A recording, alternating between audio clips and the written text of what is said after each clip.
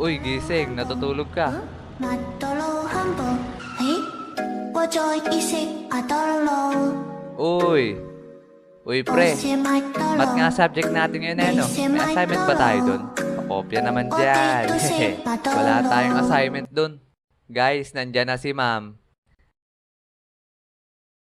Ay.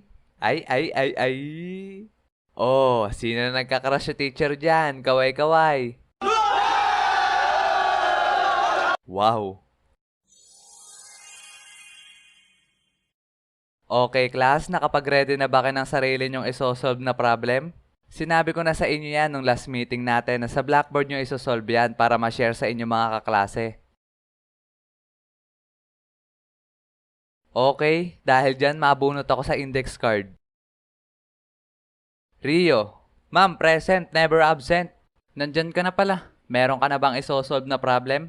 Yes, ma'am. Ngayon ko lang nakita yan ah. Okay, sige, simulan mo na. Eto ma'am, I.